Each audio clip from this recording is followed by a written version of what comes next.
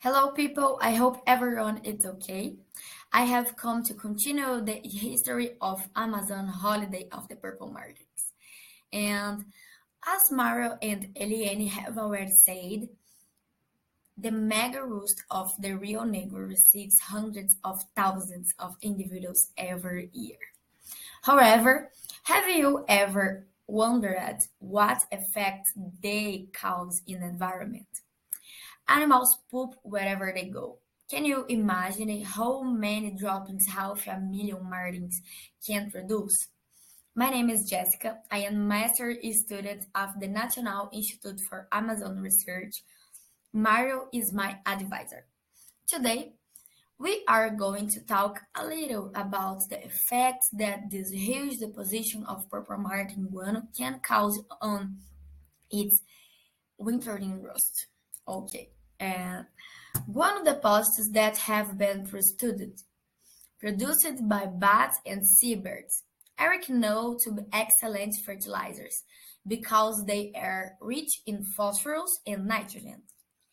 Could our insectivorous martins be fertilizing the river? If so, it's a good fertilization that increases productivity in otherwise nutrient poor environment, or is too much, leading to algal blooms and oxygen depletion. Or maybe the poop itself is food for aquatic animals.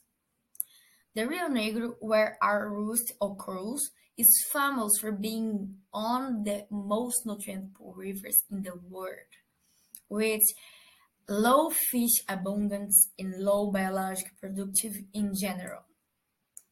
This scenario makes our mega roost a natural laboratory to understand the effect of the deposition of feces on the ecology of the site.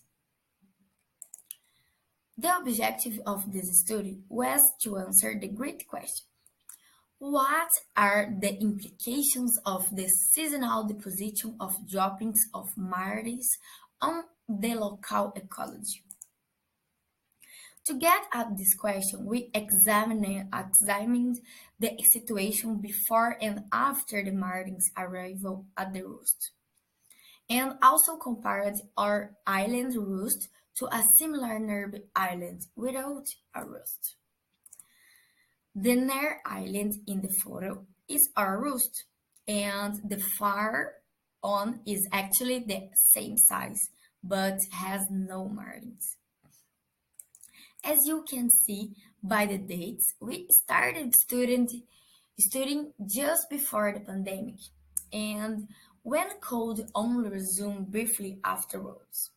Unfortunately, this interruption made it very difficult to do how we had originally planned. As we'll explain soon. Here, a closer look at the two islands, actually very similar and close enough to do our collection simultaneously at both. But first things first, what is the nature of purple martin poop? What is the nutrient content of purple martin feces? And how big is the contribution to the environment? To answer this question, we set up fecal traps, which are nothing more than suspended trays on the islands and analyzed what the main nutrients are in feces. Not that I say on the island, plural, because even though there were no martins on the island used as a control, a few dozen small birds did roost there at the night. Our analysis show that purple martin guano is not a good fertilizer. It has a lot of carbon and nitrogen, but it's extremely poor in phosphorus, which is the most important element for enriching the environment. But remember, this is a lot of poop. When you calculate the total amount of droppings deposited throughout the season by multiplying 1, 2, 3 poops per night per bird, by the total number of birds that alien counted, and this number by the total number of days the roost was occupied. You get somewhere between 1 and 3 tons of feces. That's some 15 to 45 kilos of nitrogen, but still less than a 1 kilo of phosphorus. In other words, no meaningful fertilization is going on, even at the Roost Island. And does this mean that all this poop is just a crap? Could it make a difference in some unexpected way? Here, let's have a look at how the fish community responded to the Martin roost. We captured a total of 234 fish altogether of 52 different species. That's a pretty good variety, but there really was not notably difference in species diversity between the islands or between the periods before and after the roost. However, if we look at the what species here, where we go, these two colored polygons represent the composition of fish species at the Roost Island in purple and the Control Island in orange. What you can see is that they're completely different. And how they different? How they differ? Let's have a close look at the fish. Looking closer at our data, I'm realized that except for the piranhas, which were everywhere the most abundant species on this island were omnivorous or detritivores. That intrigued me and led me at another step of study. How about opening the belly of this fish to see what they eating? Infuse a tokak knife and open one. Bingo! The most abundant fish were all full bird droppings. And not just in any bird droppings, but on with parties of flying insects, almost surely marked poop. A roost is feeding a lot of fishes of the least two very abundant species and most likely also a third. This is a significant contribution to the ecosystem. Look here in the photos. First, the fish to the stomach fish, and here the content. Of course, we'd love to know a lot more about the effects of marine droppings. Initially, the plan of the study was also to analyze what other nutrients the soils of the two islands algae buildup and aquatic insects was well as the fish. That you did give to us a broader perspective of the entire trophic network. And I actually started to gather all these kinds of data. Unfortunately, due the pandemic made it impossible to get complete samples throughout the year as originally hoped, and also led to closing the labs that I needed to analyze much of the material I collected. So this just stopped because we'll have to wait for the next time. Here is a little preview of what I learned from the aquatic insect sampling. Abundance seemed to jump up, especially at the roost after the birds arrived. However, I wasn't able to follow up during the pandemic and next sample. 2 years later was strangely low, perhaps because it was such an usually high fluid season in this year. Anyway, what you can see and hold really need continuous sampling for a full year to really understand what's going on. But so to wrap up, purple martins leave a large fecal load at the megaroost, but do not necessarily fertilize the local ecosystem. Second, fish use the resource directly as food and may vary in abundance and species composition in response to this seasonal research. And and finally, more studies would be important to understand how this phenomenon works in long term. For these studies to be carried out, we need people like you who take the ideas that are in our heads and make them possible. This work could not have been carried out without funding from PMCA and Disney Conservation Fund.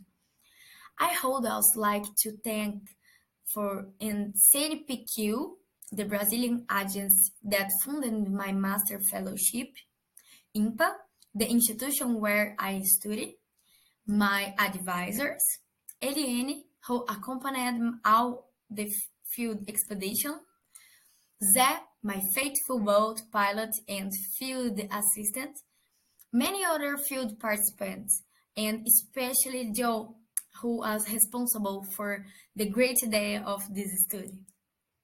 And does you all think my study was a lot of crap? That show you her paying attention. Thank you guys. Thank you so much, Jessica.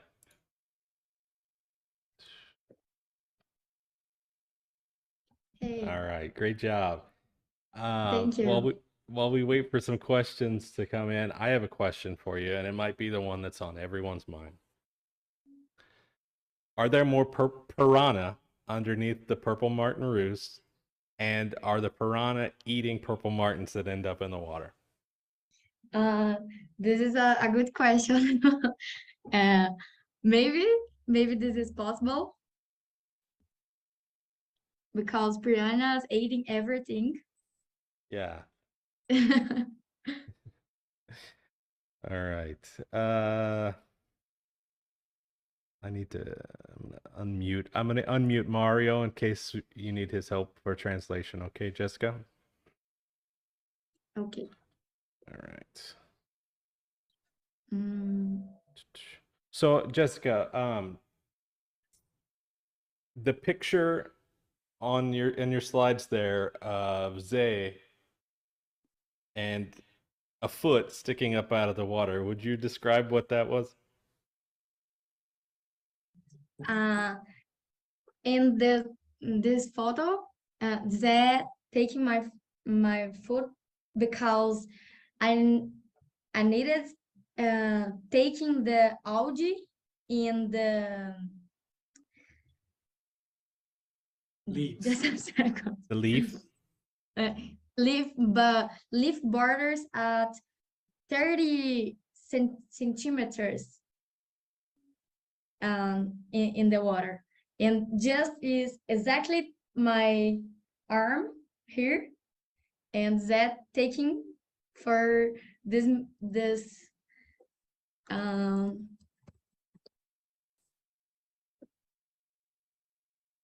this measure. It's exactly okay. Yeah, so you were underwater and you were using your arm to measure where you were taking the leaf samples to study the algae, which you would originally hoped would be a Yeah. larger part of the study, except for the interruptions with COVID. And when I was there and I saw you do that for the first time, I couldn't believe what I was seeing. It was the craziest thing, and you doing that may have been the biggest dedication to research down there that I've ever seen. That you would just kind of fall over the boat, and then Zay is just holding onto your foot to keep you from getting carried away by the fish.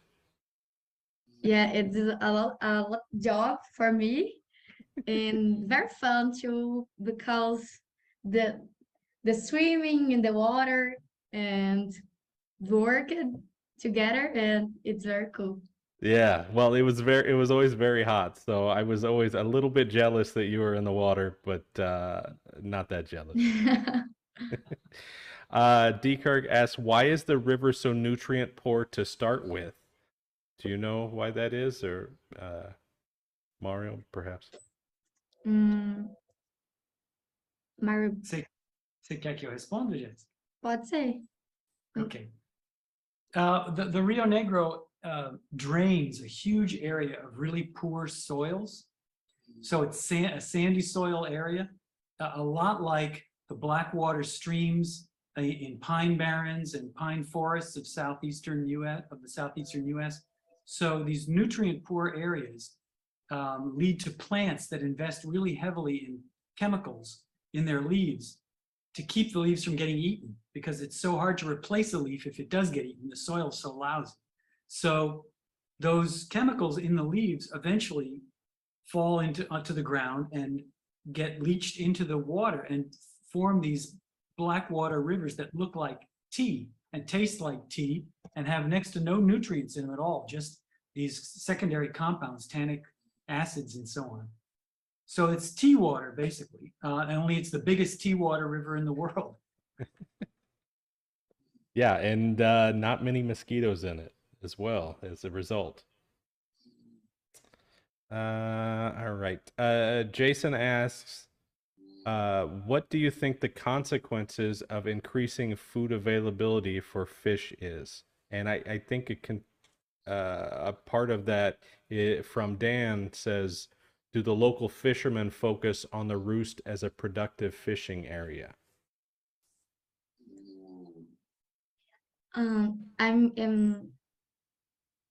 Okay. Você quer que eu... qualquer coisa você fala. Pode ir falando, se você quiser. Não, eu não vou responder, não. Eu posso te traduzir a pergunta. Peraí que eu tô traduzindo aqui, então, minha resposta. She's rather use Google Translator than me, so fair enough. Great.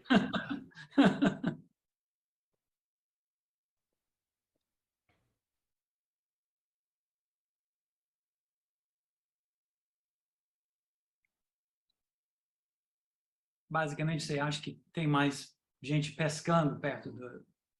Não, eu acho que não, porque tem muito boto, então o pessoal não vai pescar, ainda mais durante a cheia lá. E aí eles não usam, né? Eu mandei aqui a pergunta do Daniel, mas a do Jason, eu tô colocando aqui, que é porque as consequências é que as comunidades dos peixes estão. The fish communities are reorganizing during the stay of marlins. And peraí, longo prazo. Long term? Longo prazo é long term. Que a longo prazo elas podem causar uma reestruturação nessa comunidade, né? Porque dá para ver que as comunidades são diferentes e isso pode se igualar durante a estadia. Yeah, so she's saying that she believes that there's actually sort of a time lag in which, in the long term, the fish community, the different species of fish and their numbers change over longer periods, but it's not actually that dependable, or that we don't know enough to know how predictable that is exactly, or the nature of the change. All right. Well, the other thing sorry, go ahead. Sorry, I was going to say another thing that Jessica often mentions is that we don't know how far away fish figure out that this is going on, so that sometimes we get a change also at the island that didn't have a roost that we call the control island, but it may just be that fish are coming from all over the place to take advantage of this roost, and that may be also one of the reasons that it's such a good place for this dolphin business, is that the dolphins are there to eat these fish. Yeah, I see Jessica in chat responding, not really, the region has many porpoises, which hinders fishing with large-scale net. And I know, Jessica, you had trouble with the dolphins ripping up your nets as well. So the little fish get stuck in the nets, and then the dolphins come and eat the fish, and they rip up the nests. Yeah, I unrevised the nets in 3 hours because more this the dolphins eating all the net and I'm lost the samples. Yeah, the Dolphins are a big All the source of night, frustration. all the night, 3 hours. Uh, A lot job. mm. All right, well, Jessica, thank you so much for presenting in English. You did a wonderful job.